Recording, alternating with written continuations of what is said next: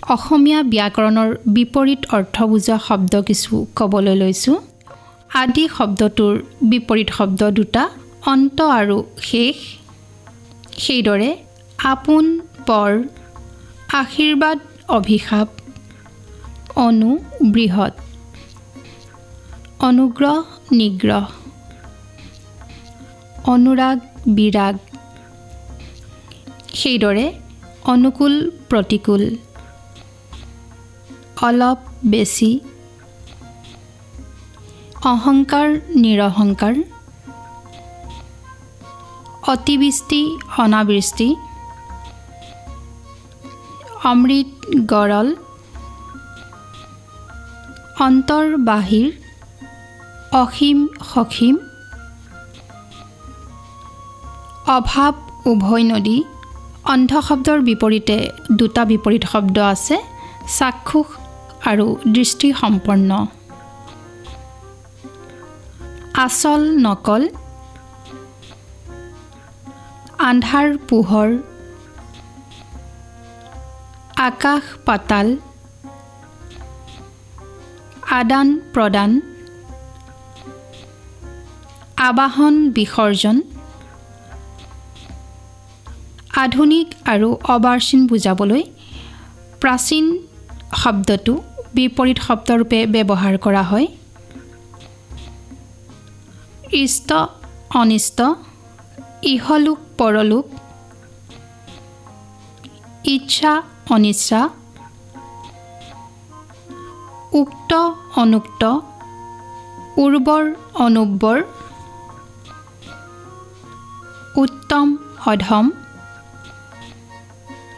উত্তৰ, দক্ষিণ, ঊৰ্ধ্ব, অধ, উচিত, অনুচিত,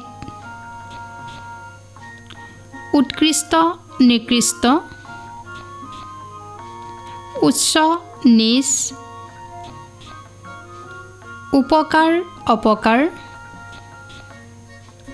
আকৌ আকৰ্ষণ শব্দটোৰ বিপৰীত শব্দ হৈছে বিকৰ্ষণ। তেনেকৈ আনন্দ শব্দটোৰ বিপৰীত শব্দ দুটা আছে, বিষাদ আৰু নিৰানন্দ। ঠিক সেইদৰে আয়, ব্যয়, আস্থা, অনাস্থা, আস্তিক, নাস্তিক, আদৰ, অনাদৰ। আগ শব্দটোৰ বিপৰীত শব্দ দুটা, গুৰি আৰু পাছ। সেইদৰে আগমন, প্ৰত্যাগমন, আচাৰ, অনাচাৰ, আপোন, পৰ। আকৌ আয়তী, বিধৱা, আছামী, ফৰিয়াদী। ঠিক সেইদৰে আৰম্ভ শব্দটোৰ বিপৰীত শব্দ দুটা, শেষ আৰু সমাপ্ত, আশা, নিৰাশা, আৰোহণ, অৱৰোহণ। গ্ৰহণ শব্দটো বুজাবলৈ বৰ্জন আৰু প্ৰত্যাখ্যান এই বিপৰীত শব্দ দুটা ব্যৱহাৰ কৰা হয়। গৰিষ্ঠ, লঘিষ্ঠ, গৃহস্থী, সন্ন্যাসী, গধুৰ, পাতল। গভীৰ শব্দটো বুজাবলৈ তৰাং আৰু অগভীৰ এই শব্দ দুটা ব্যৱহাৰ কৰা হয় বিপৰীত শব্দৰূপে। গহীন, চঞ্চল, গুচৰীয়া, পদকীয়া, গোপন, প্ৰকাশ, ঘন, পাতল, চহকী, দুখীয়া, চল, অচল, চৰম, নৰম, উপস্থিত, অনুপস্থিত, উদাৰ, সংকীৰ্ণ, উত্থান, পতন, উদয়, অস্ত, উন্নতি, অৱনতি, উপযুক্ত অনুপযুক্ত, ওপৰত তলত, ওখ চাপৰ, এতিয়া তেতিয়া, কোমল কঠিন, কৃশ স্থূল। আকৌ কৃতজ্ঞ শব্দটোৰ বিপৰীতে দুটা বিপৰীত শব্দ আছে, অকৃতজ্ঞ আৰু কৃতঘ্ন। খাদ্য অখাদ্য, খাল বাম, খোৱা নোখোৱা, গুৰু শিষ্য, গুণ দুখ, গুণী নিৰ্গুণী, দ্ৰুত মন্থৰ, দেশপ্ৰেমিক দেশদ্ৰোহী। ধনী শব্দৰ বিপৰীতে আছে দুখীয়া আৰু দৰিদ্ৰ, এই দুটা বিপৰীত শব্দ। ধৰ্ম অধৰ্ম, নতুন পুৰণি, নিৰ্দোষী দোষী,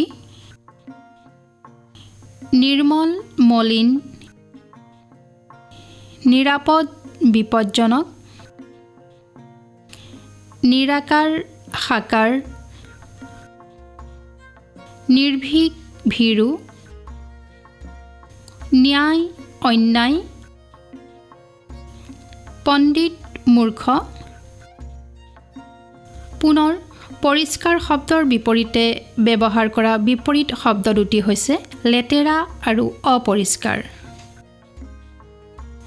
আকৌ পৰিশ্ৰমী শব্দৰ বিপৰীতে ব্যৱহাৰ কৰা বিপৰীত শব্দ দুটি হৈছে এলেহুৱা আৰু অপৰিশ্ৰমী। পবিত্ৰ অপবিত্ৰ, পৰিমিত অপৰিমিত, পাতল ডাঠ আৰু গধুৰ। চেতন শব্দৰ বিপৰীতে ব্যৱহাৰ কৰা বিপৰীত শব্দ দুটি হৈছে অচেতন আৰু জড়। আকৌ চিনাকি অচিনাকি, জমা খৰচ, জয় পৰাজয়, জন্ম মৃত্যু, জাগৰণ নিদ্ৰা। জ্ঞানী শব্দৰ বিপৰীতে ব্যৱহাৰ কৰা শব্দ দুটি হৈছে মূৰ্খ আৰু অজ্ঞানী। জীৱন মৰণ। যোগ শব্দৰ দুটি বিপৰীত শব্দ আছে, সেয়া হৈছে বিযোগ আৰু অযোগ। আকৌ ডেকা বুঢ়া, ডাঠ পাতল, তপত চেঁচা, দ বাম। দয়ালু শব্দৰ বিপৰীতে আছে নিৰ্দয় আৰু নিষ্ঠুৰ, বিপৰীত শব্দ দুটি। দাতা কৃপণ, দিন ৰাতি, দীঘল চুটি, দীৰ্ঘ হৰ্ষ, দেৱতা অসুৰ, বাজ ভিতৰ। বিবাদী বা প্ৰতিবাদী শব্দৰ বিপৰীতে আছে বাদী। বিশ্বাসী বিশ্বাসঘাতক, বিদ্যা অবিদ্যা। বিধি শব্দৰ বিপৰীত শব্দ দুটি আছে অবিধি আৰু নিষেধ। ঠিক সেইদৰে বিৰহ মিলন, বিফলতা সফলতা, বিপদ সম্পদ, বিস্তৃত সংক্ষিপ্ত। বিখ্যাত শব্দৰ বিপৰীতে আছে দুটি শব্দ অখ্যাত আৰু কুখ্যাত। বিনীত উদ্ধত, বিনয় গৰ্ব, বৈধ অবৈধ, ভক্তি ঘৃণা, ভাল বেয়া, ভীৰু নিৰ্ভীক বা সাহসী। এই খণ্ডত অসমীয়া ভাষাৰ বিপৰীত অৰ্থ বুজা শব্দ কিছু কোৱা হ'ল।